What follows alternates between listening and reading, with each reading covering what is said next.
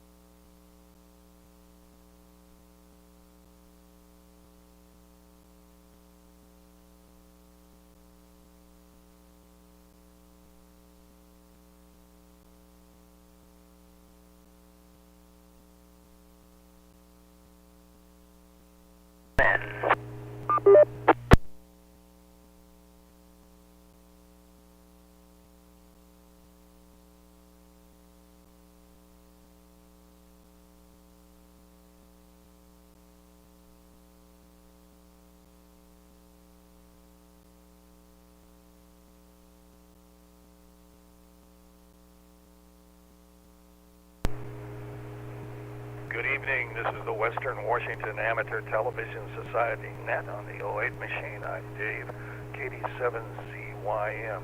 The Western Washington Amateur Television Society is a group of amateur radio enthusiasts that take to the airwaves with fast scan television. We have a repeater located up on Cougar Mountain. We transmit on 70 centimeters. It's a crossband repeater and spits out images at 1.2 gigahertz. Also, we'd like to thank Repeater Association for letting us use WW7ATS repeater 147.08 with a specific tone of 103.5 for our voice communications for our nets. This is Dave, KD7CYM, and also to find out more about the Western Washington Amateur Television Society, please Google WW7ATS, that's WW7ATS. That will take you to our homepage. There you'll find the exact frequencies we transmit on, a background about our club, and also a link to YouTube where we stream our nets. So with that information, I'll pause in case anybody has emergency traffic or needs to make a contact before the net gets fully underway.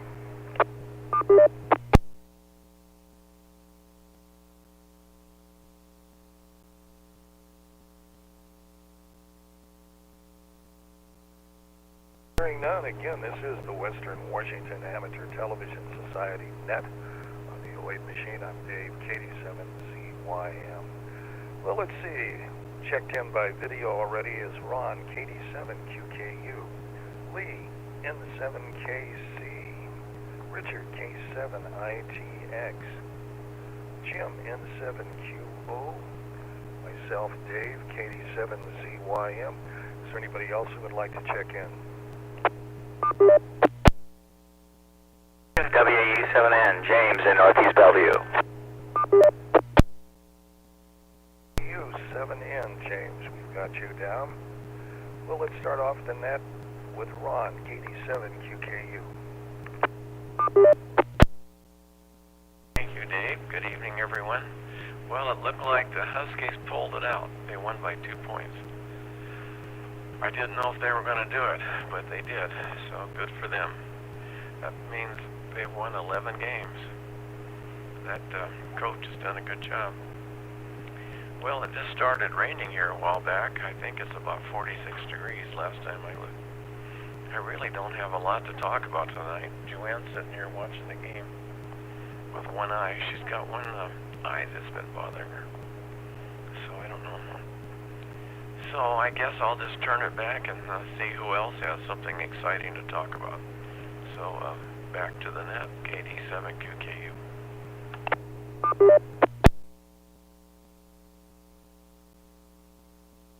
QKU, thanks, Ron. Let's go to Port Angeles to Lee, N7KC.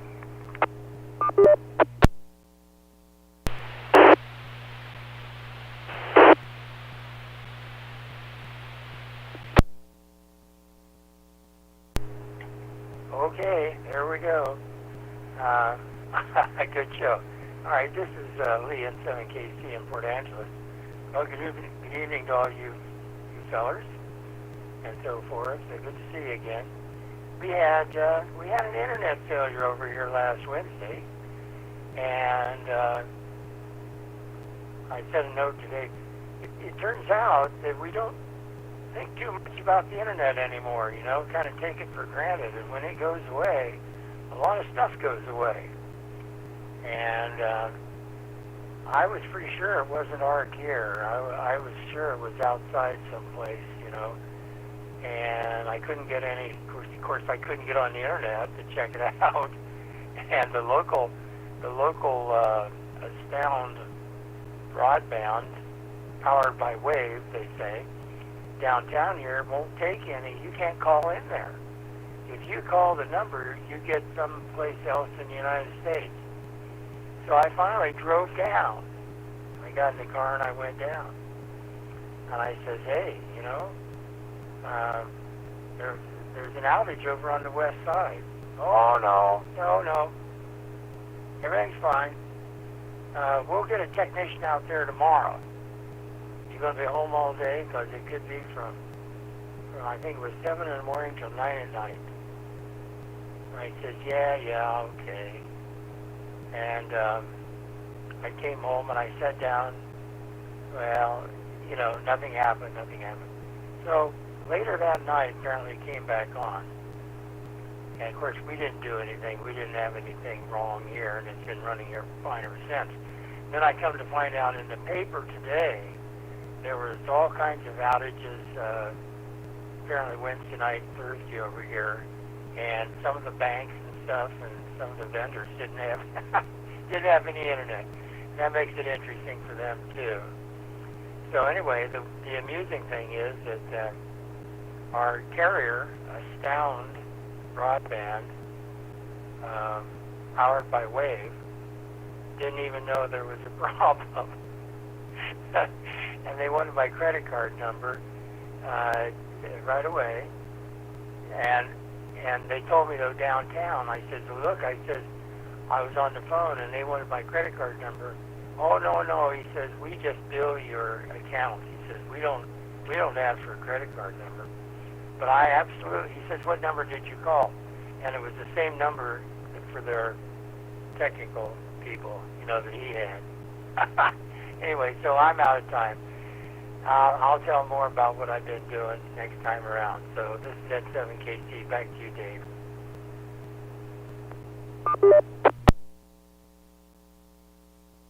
WW7ATS. Well, let's move on down to Richard. K7ITX.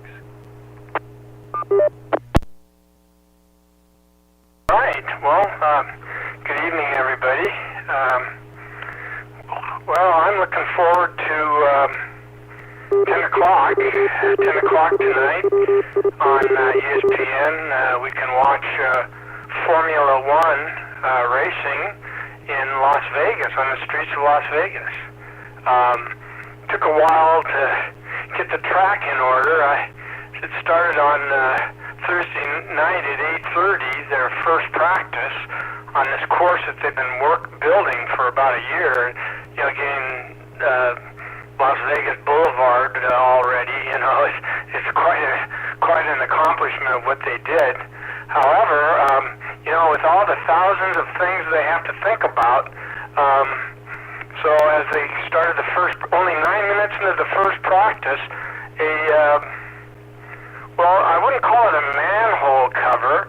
In fact, I have a friend that works for Puget Sound Energy in the gas department, and he said, well, it looks like a cover for a gas valve that popped up and wrecked one of the Formula One cars. He says, I see those things popping up all around here in town. So, as it turns out, it was something very similar. If it wasn't a gas valve cover, it was damn near the same thing, and it really wrecked up one of the cars.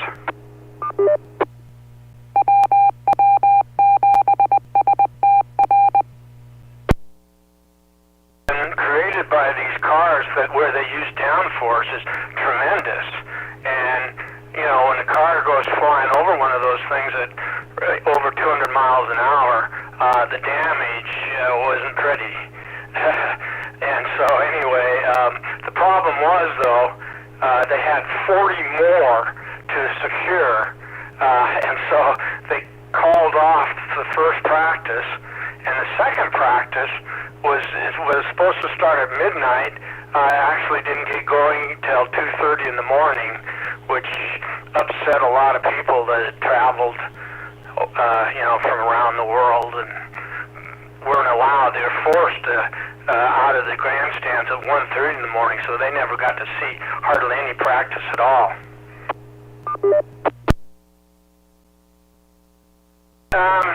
Be that as it may, last night they got in the third practice at about 8:30 at night, and then they had qualifying at midnight, which I watched. Qualifying was really pretty. It was well done, very exciting. Two competitors are in a little tit for tat match right now, which is pretty serious business with these dudes.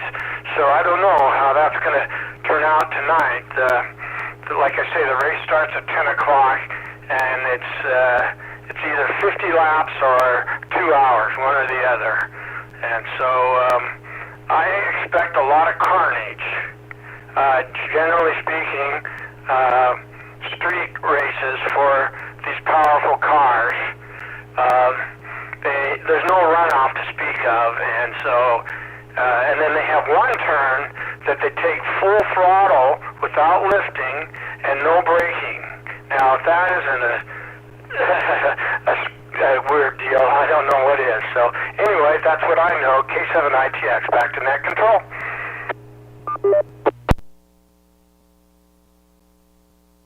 K7ITX, thanks with that, and get an ID, and this is the Western Washington Amateur Television Society. Net on the 08 machine, I'm Dave, KD7CYM. Let's go to Covington to Jim in 7QO.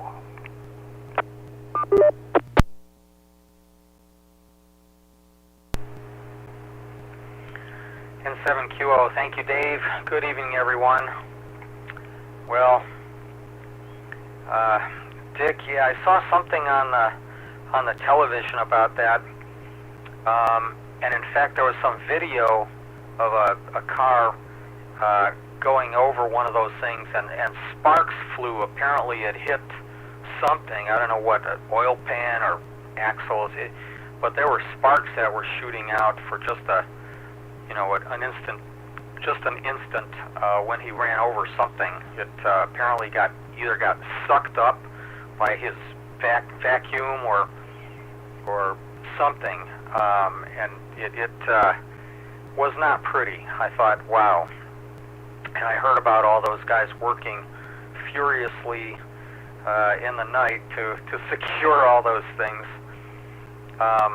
Yeah, it looks like I've got in the middle of my cul-de-sac, there's a cover about like that. It's perhaps 6 inches in diameter, and it's a sort of a main water shutoff for everyone in our cul-de-sac.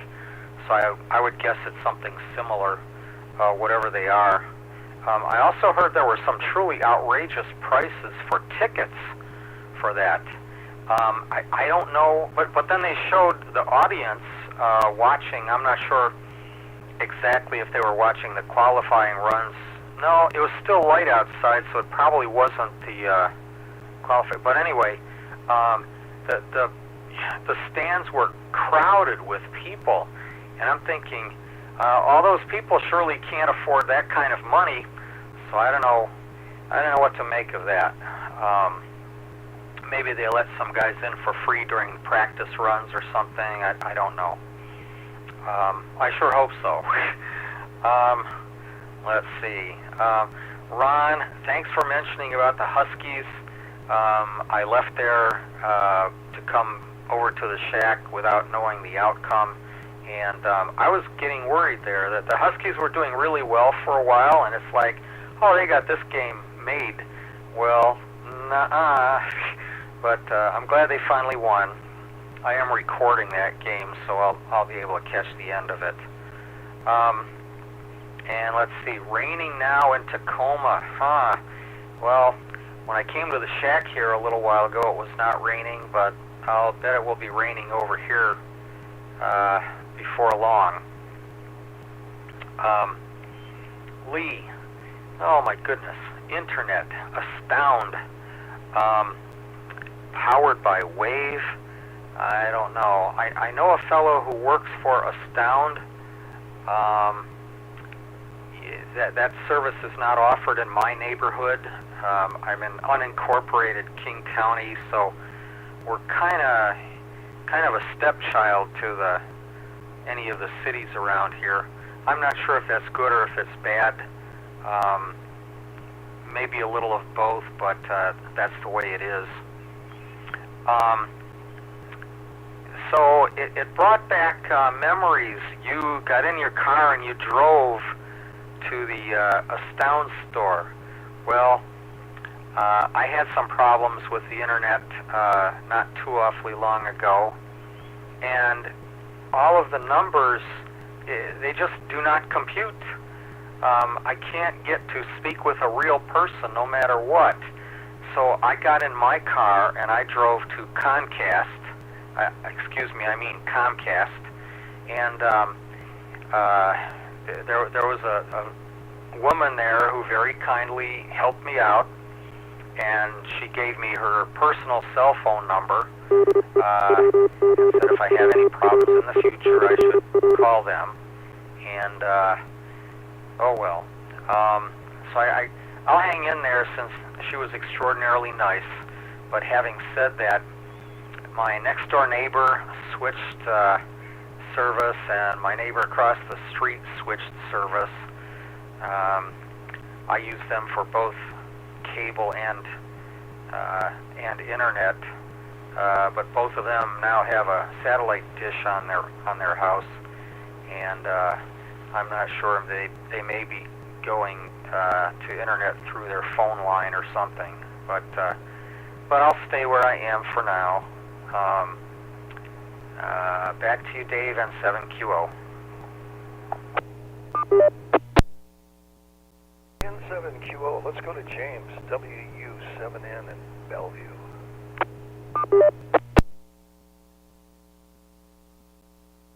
Good day, this is WU7N Northeast Bellevue. Well, I hope Joanne heals quickly, and she recovers quickly. And let's see, the Formula One racing in Vegas was the discussion on Thursday with a group of people I go out with. We too were wondering how you get cars with that much energy and such small packages to go around a track in downtown Las Vegas and not make a mess. And so you kind of confirmed that, yeah, it probably will be. But I guess this is the same state where they race airplanes around pylons too, so, you know, what can I say?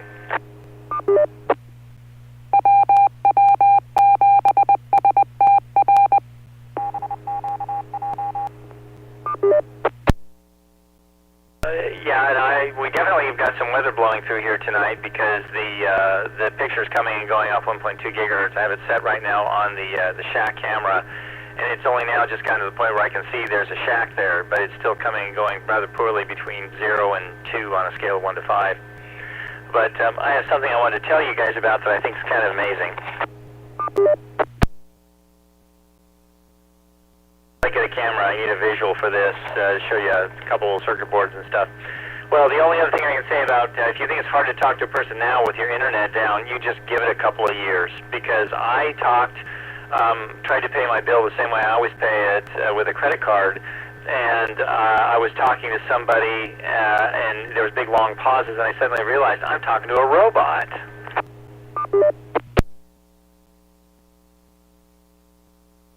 Could not solve my problem, so she said to me, she actually said, yes, I'm having connection problems too, because I said something about, do you have a good connection, can you hear me?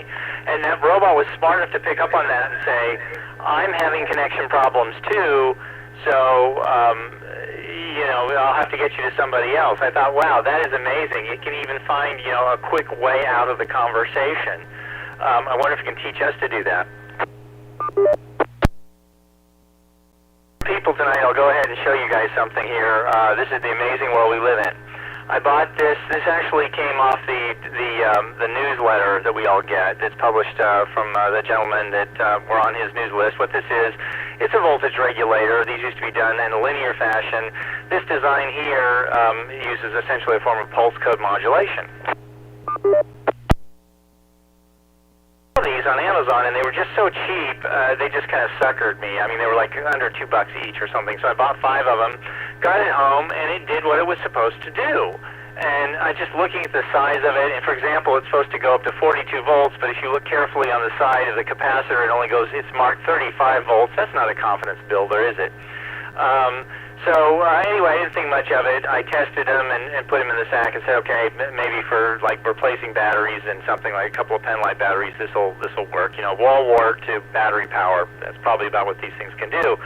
But the amazing thing is, there's a young engineer in Japan, and he has a YouTube channel, and it's in Japanese, but it's subtitled in English. And also, there's someone reading the subtitles in English dynamically. And he essentially, okay, so just you get the whole picture here. I ordered something from China. It's delivered for, I don't even understand how the cost of the fuel, how they could get it to me for the cost of the fuel that it took to get it here. I listened to this video from this gentleman in Japanese. He's speaking Japanese. It's being dynamically translated.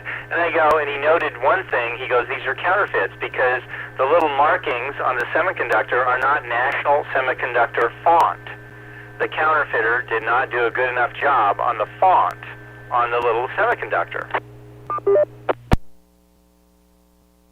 And I go get mine, and sure enough, mine is the same font that he noticed. And so he's saying all of the things. He's done a complete analysis of these boards at an electrical engineering level, what all the problems are. They're slower to respond to changes.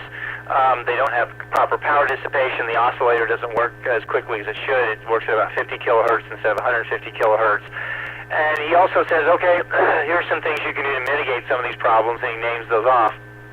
And I thought, wow, this is really an amazing world we really live in now. Something from the other side of the world. It gets delivered on my doorstep for an amount of money that I don't even see how they could afford to do that. It's a counterfeit. But I listened to a guy, an engineer in Japanese, that tells you how to work around the counterfeit problems and still make them work. I mean, if you just stop and think about all that, it's absolutely amazing.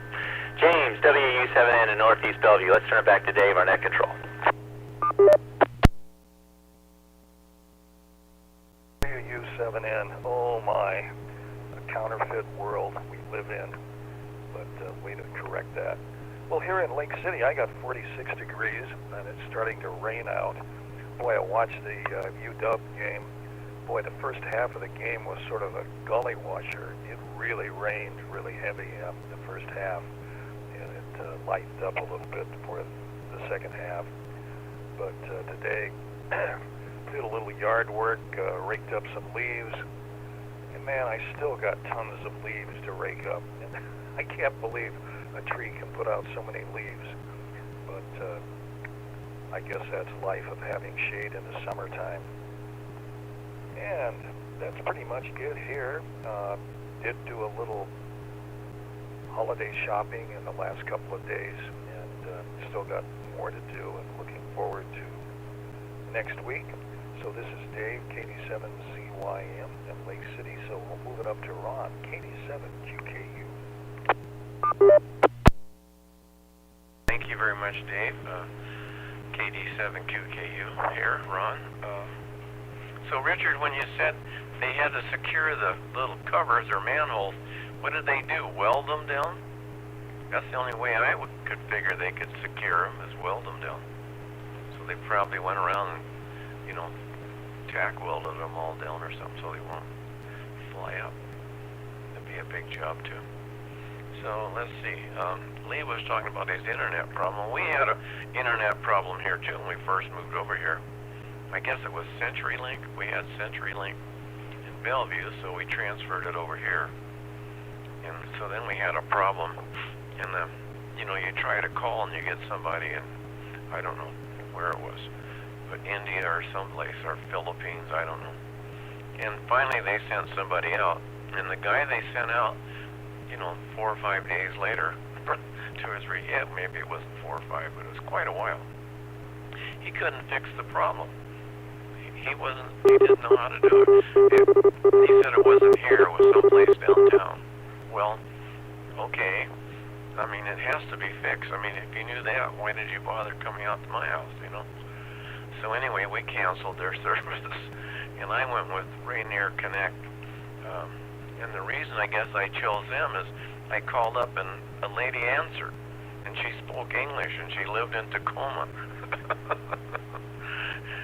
And I said, well, when can you do it? She said, well, I don't know if I can do it. Get you hooked up this afternoon, but we can tomorrow.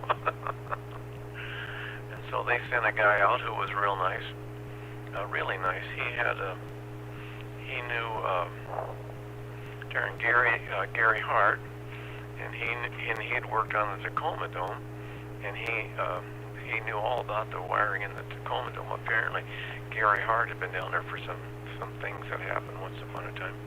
And so the guy pulled in a new wire from the pole in the underground. It goes underground to my house.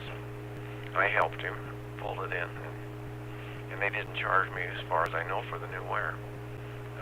But he said it was an old one and it needed to be replaced. So anyway, so that's why we went to Rainier Connect. So far, so good. We had a power outage. We have underground power, but we had a power outage. A neighbor called and asked if we had electricity, and I said no, it was out. And it was out for about an hour, and as you guys heard, it was on the news. They were doing some kind of a test, and they did it wrong, and they ended up knocking our power out for a while until they figured it out. So anyway, those things happen. But yeah, I kind of liked it when I called Rainier Connect, and there was a nice lady, and she spoke English. And seemed to know what was going on. So far, they're probably a little more expensive than what we were doing before. I don't know if we have any better service. It's streaming television, so we get a lot of things on TV. Of course, you don't look at half of them. Well, you don't look at a tenth of them. So anyway, and James, that little connector, it's amazing. Counterfeit. The guy in Japan had a workaround. It is amazing. The world we live in today it's an amazing world, that's for sure. I was reading on my phone that there's always these stories, and I actually think it was let's see, who was it? Let me let her drop. News agencies. I can't think of Fox News or somebody. I was looking there, and they were talking about Generation X, I guess they call these new kids, and they don't want to work.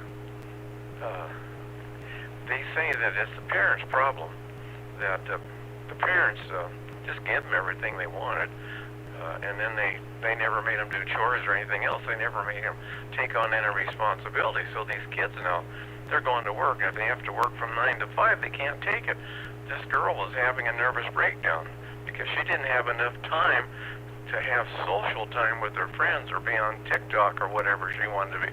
She was almost had to go in and lay down on the couch and be counseled. She couldn't take it working 9 to 5. And they said that's a really big problem with this generation that's coming up. They don't want to work. They want everything given to them. They just think it's going to drop out of the sky, I guess.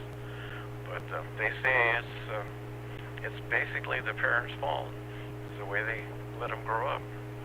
So we'll see what happens in another 20 years if they figure out that they're going to have to work.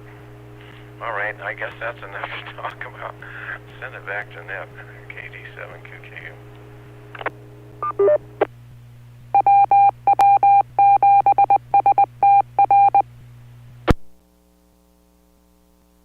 KD7QKU, let's go to Lee in 7KC in Port Angeles.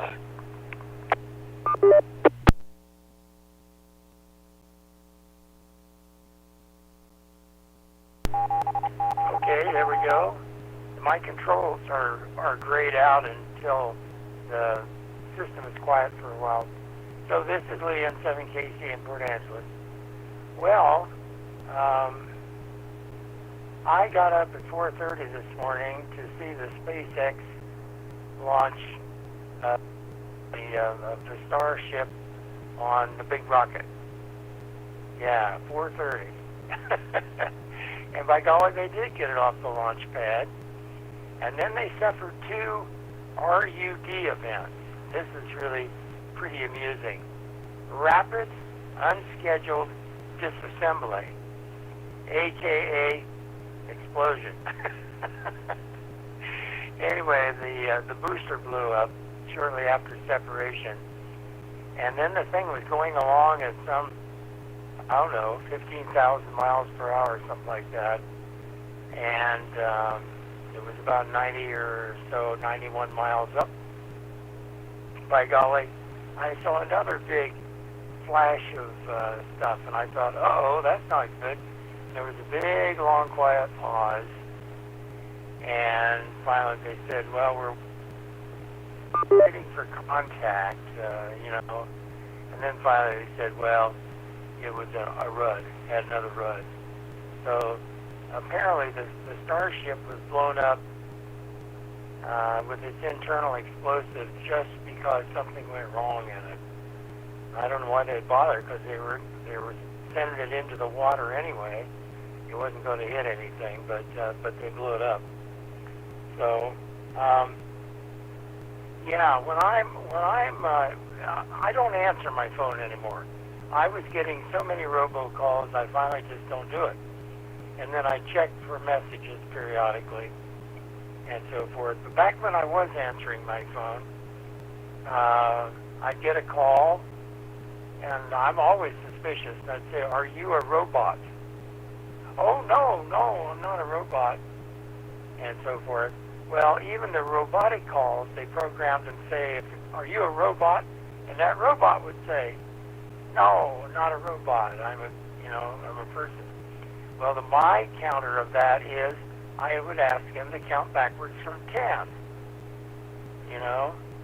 And if they had a response to that was a human type response, then I would talk to him. Otherwise, I'd just hang up. I've been doing motor bearings over here. We have 6 fans. 5 of them have the small shaded pull motors with the center bronze bearings in them. And I have, of the 5, I have 4 done. And I'll just tell you this quickly. 3 of these fans are the same fan. They're Polar Air, same model number, same size, came from the same place here in Port Angeles. 2 of the motors are identical, and the 3rd one was made by somebody else. So I have to do some work on the motor pieces before I can even get them in the lathe. The way they were cast, there's no way to grab them. So that was kind of disappointing. I thought I'd have it done, but it's going really well. And it was pretty easy to do. They went from an okay fan to a really high-quality fan. Okay, back to you, Dave. N7KC, Lee in Port Angeles.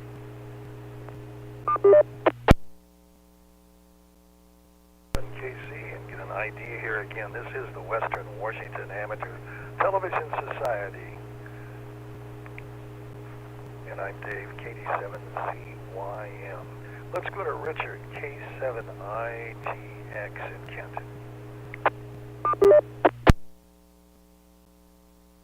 Yeah, Ron, well, it isn't just Generation X over here, whatever you call them in the United States, but they have a phenomenon in China right now where the young adults, there's quite a cult or movement where they just do not do any work. They don't do anything whatsoever.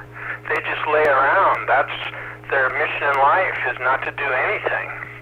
And that's got the Chinese government a little miffed, to say the least. So it's a worldwide problem, evidently. So yeah, it's pretty weird.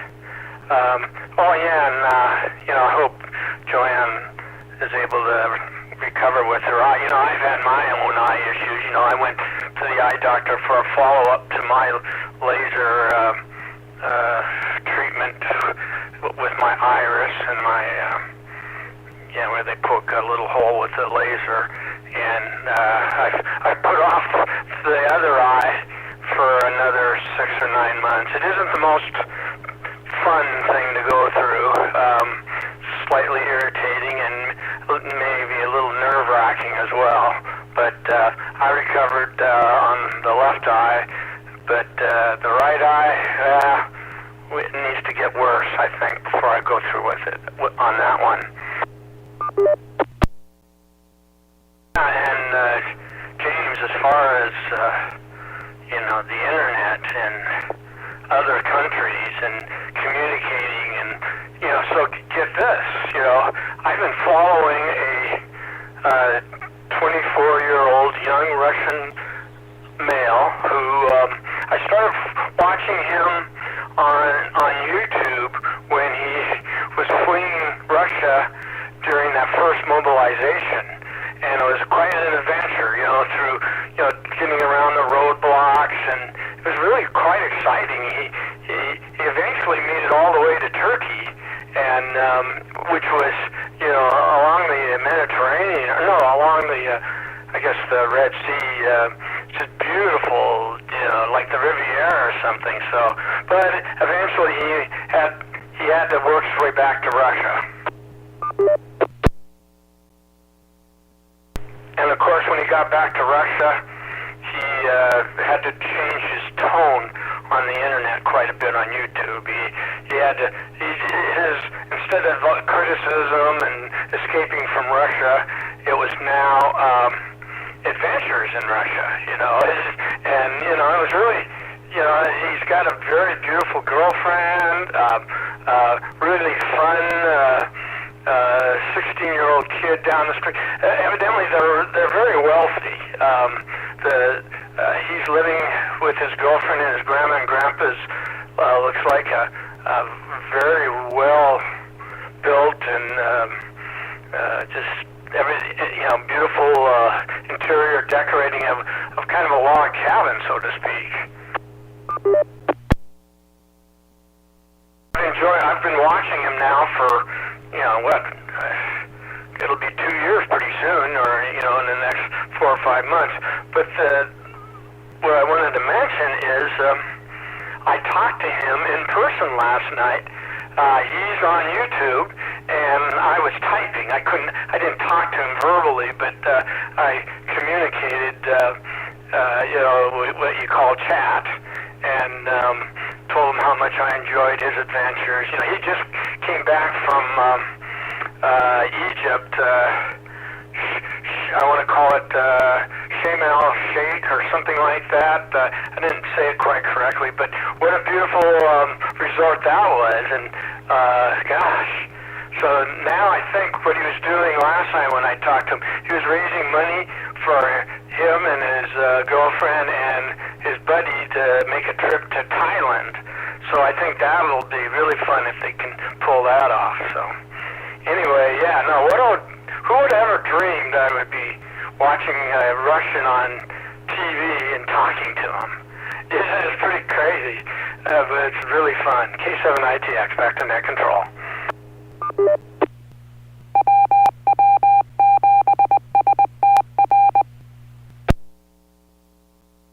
Brad Richard.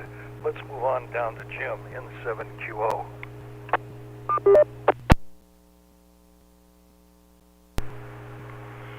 N7QO, thank you, Dave. Well, Jim, you mentioned the picture on 1.2. I've got nothing now. It was intermittent earlier. I saw the inside of the shack, but now I've got absolutely nothing. I've had nothing for a little bit here. Oh well. But I can see all you guys okay. And I don't know, National Semiconductor, I looked through some chips that I've got, and I found one. Oh yeah, that's not going to work. Anyway, so I've got a National symbol here. This happens to be a transistor book, but that's the symbol that I've got, and that perfectly matches what's on the chip here. So I don't know. I'm curious what their counterfeit. Maybe they did the peak and trough were reversed or something, or maybe they were horizontal. I don't know. Anyway, it looks pretty cool for $2. I don't know if I would have got 5 of them, but yeah, I would have. Yeah, I can't quite make that out either. Oh well, thanks. But yeah, that sounds okay. Ron and Dick, we were talking people working or not working, whichever the case may be. Stay awake there, Dave.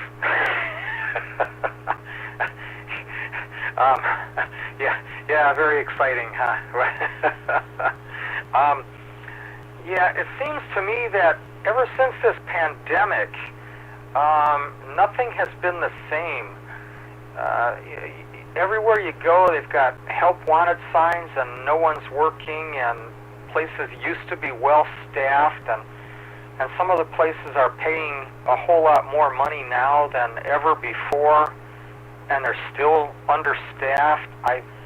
I don't know exactly what people are doing for money. I do know that a lot of folks have moved back in with their parents. I hope that's not too close to home for some of you, but yeah, I've got friends whose children moved back in with them as well, and I don't know. It's things are crazy. Then I read something on the internet. Why are companies insisting that rather than work by way of Zoom or the computer, rather than working from home, why are they insisting that you go into the office? And the response was that because the companies want you to quit. So I'm not sure exactly what to make of that. They don't want to pay benefits. They want you to quit, and if you quit that way, they don't have to worry about laying you off, so they won't have to pay unemployment. I don't know. I've never seen times like this before. It's confounding and troubling. But anyway, thanks for your input on that, gentlemen. Let's see, Lee, 4:30. My goodness. Well, having said that, in defense of you, if I had remembered, I would have got up in the middle of the night as well and watched that. But I did see the video, so I guess I didn't really have to get up. It just would have upset my wife, I guess. So maybe it wasn't so bad. Let me reset.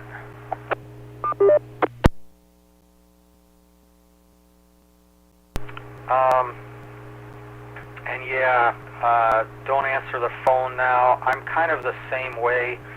Our cell phone does not work reliably here at the house, so I just don't worry about the cell phone. And our house phone, if the caller ID comes up good, then we'll answer it. But you have to be aware, there was just some warning on one of the television stations recently that people are spoofing numbers, and so now with artificial intelligence, there are people cloning the voices of loved ones, so you can get a call, your caller ID says it's from your loved one, and it sounds like the voice of your loved one, and they're saying they are in great distress, and somehow you need to send them money immediately. So I don't know, the world is changing, and not necessarily for the better. But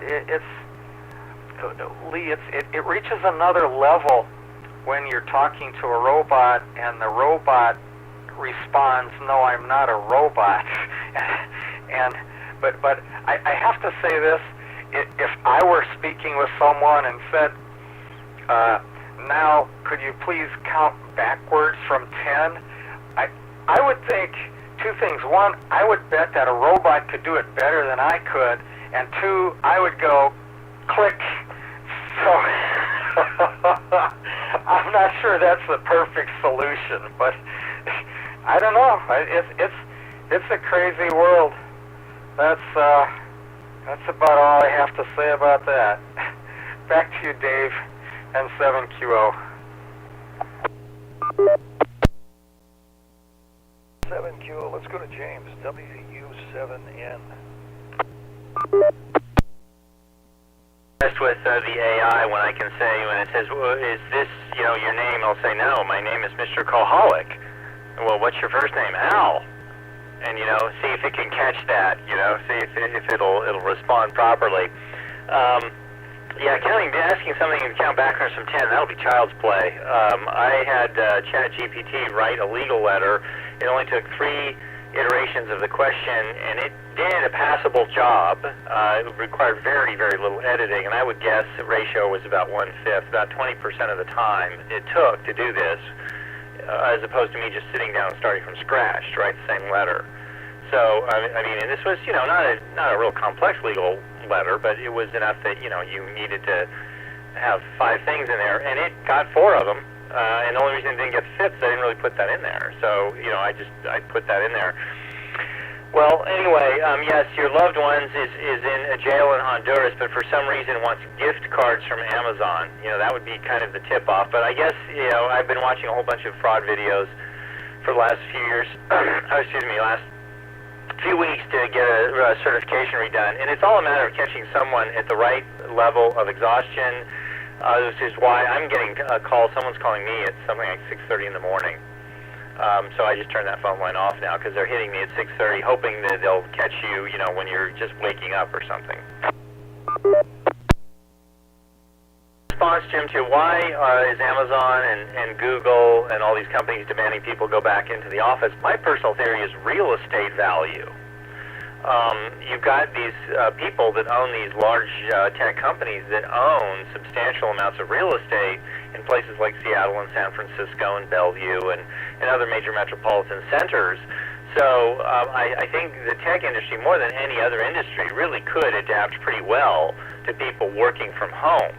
I mean, it's much more production-oriented. It's a lot harder to hide in the cracks when it really comes down to, did you get this done or did you not get this done? Yes, no, which can create its own management problems, particularly for a company of over 50 people, and you have affirmative action goals that you have to meet. But okay, if you own all this downtown real estate, are you going to tell everybody they can work from home? What happens to all that real estate? I mean, that is a measure of your wealth. So in my opinion, it's market manipulation. They're sending everybody back into the office to use that real estate so it will maintain its value, at least until they can unload it on somebody like, maybe you in your retirement fund or something. That's the only thing I can think of, because to me it doesn't make a whole lot of sense for some industries to not work from home. I mean, you save congestion on the roads, you save energy costs. Theoretically, you should be able to pay someone less.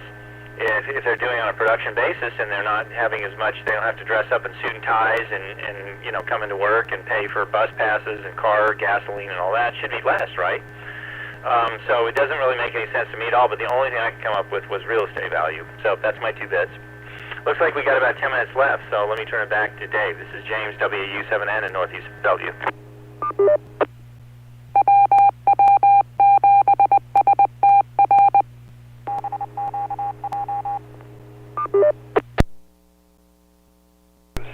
Oh my gosh, what a world we live into.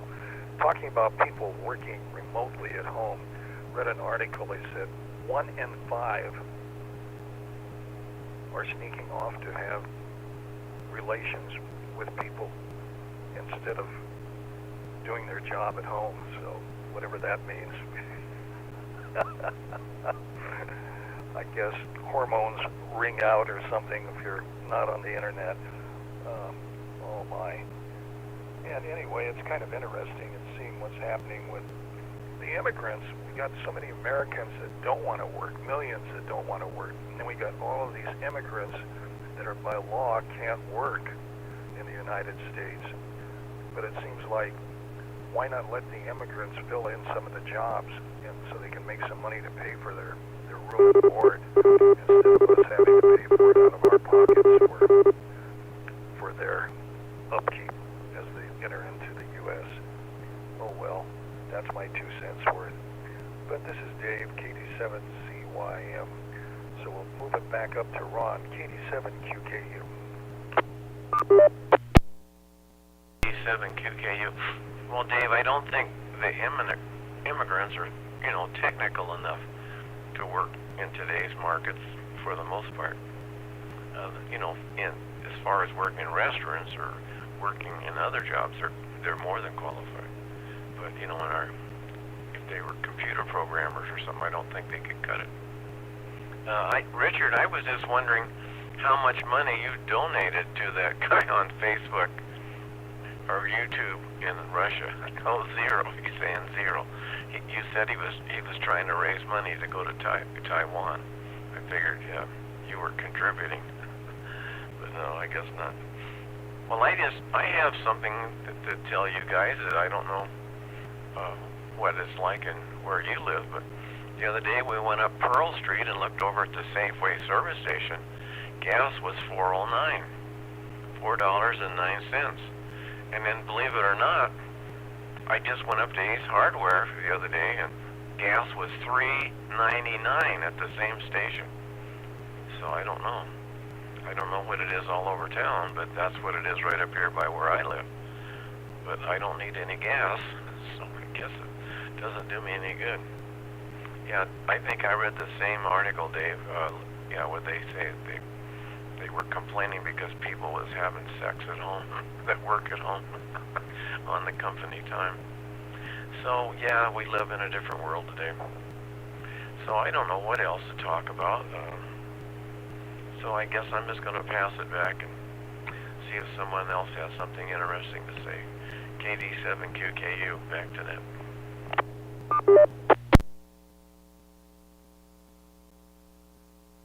KD7QKU, and we'll get an ID in here again. This is the Western Washington Amateur Television Society net on the 08 machine. I'm Dave, KD7CYM.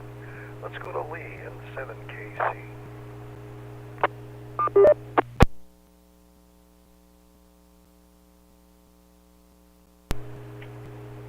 Okay, Lee here again in 7KC in Port Angeles. Well, you know what?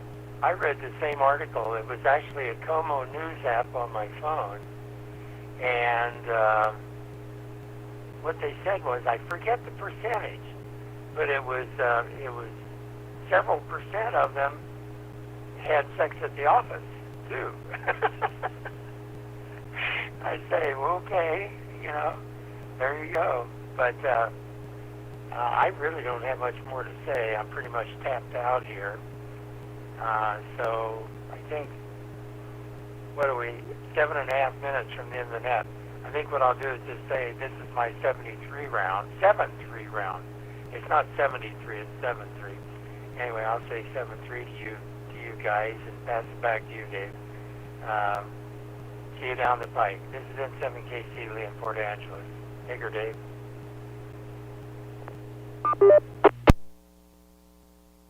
KC, we got your 7-3. Thank you. Let's move on down the line to Richard, K7IATX. Well, just back to Formula One in Las Vegas. I didn't answer your question, Ron, about how did they repair those valve covers, or whatever you want to call them, manhole covers. What they did is they removed the covers completely, didn't weld them down. They removed the metal sleeve also, so they just tore the whole thing out, and they built like a quick set cement type of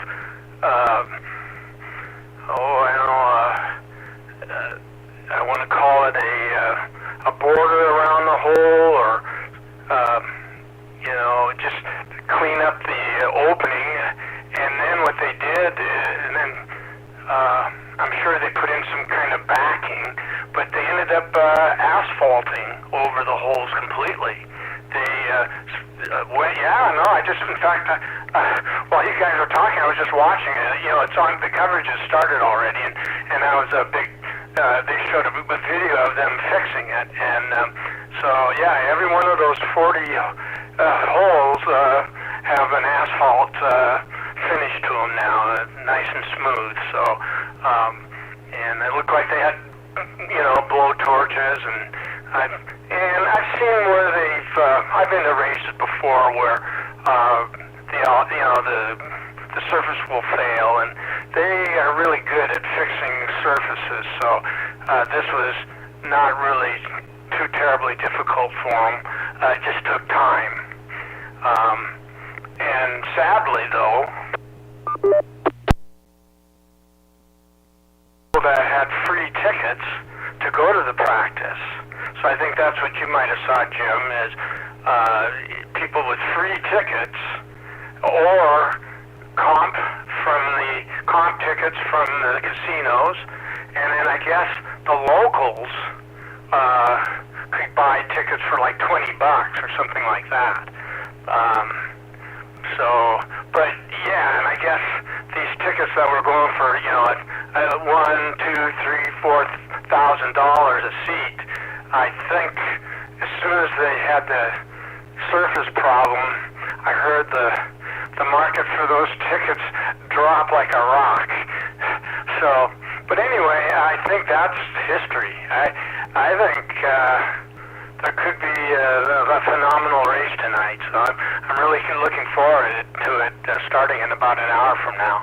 So this is K7I. Oh, and 73 to everybody. K7ITX. Oh, yeah. Was I going to say one on this? Yeah, I covered it. K7ITX 73. Back to net control. ITX, we got your 7-3.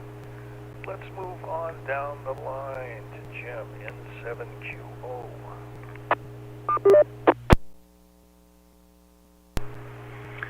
And 7QO, thank you, Dave. Well, Dave, thanks for mentioning that. That kind of casts a new light on everything, and I'm surprised that,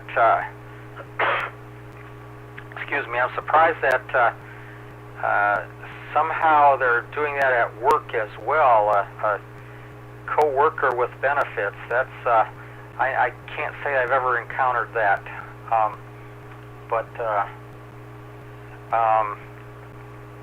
That explains why no one wants to go back to work, I would think. But then I haven't heard the one about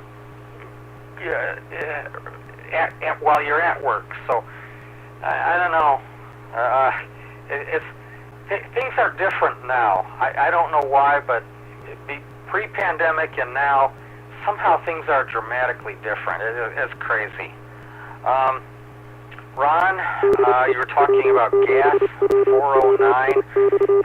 Actually, this morning at the local Fred Meyer here in Covington, gas was 409, and I didn't need any, but I of course gassed up when it was more expensive. But yeah, a little bit of deflation. Thanks for pointing that out, Jim. We need that. We need more of that. And hope Joanne gets better. Let's see. I guess that's about all I got. Back to you, Dave, N7QO.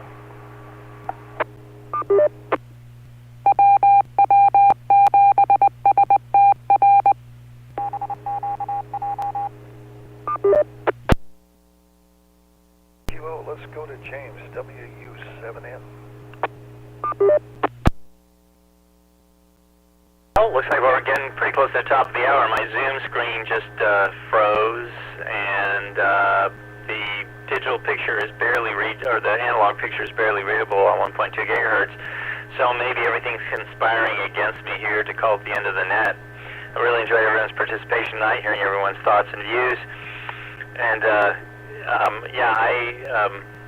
I don't know what to make of the labor market, but the gas information is very interesting. Be careful what you wish for, though. You might get it. So, looks like we're about ready to snap over to the top of the hour, so let me turn it back to Dave for the Western Washington Amateur Television Society. Let him wrap this up. WU7N. 7N. Well, let's see, I could say anything with covering up all these gas valve covers during that race course that we don't have a gas problem where they have to access the valves to turn them off during this race ground. And as far as the internet goes, with the new things that are going on with people working at home, we'll probably be seeing more ads for little blue pills coming on for people working at home on the internet. Anyway, this is Dave, KD7CYM, and so I have to pull a plug on the net. This is the Western Washington Amateur Television Society net. I'm Dave, KD7CYM. I'd like to thank the SeaTac Repeater Association for letting us use WW7STR's repeater 147.08 for voice transmissions for the nets. So on behalf of the Western Washington Amateur Television Society, this is Dave, KD7CYM, signing off the net at 9 o'clock. Good evening, all.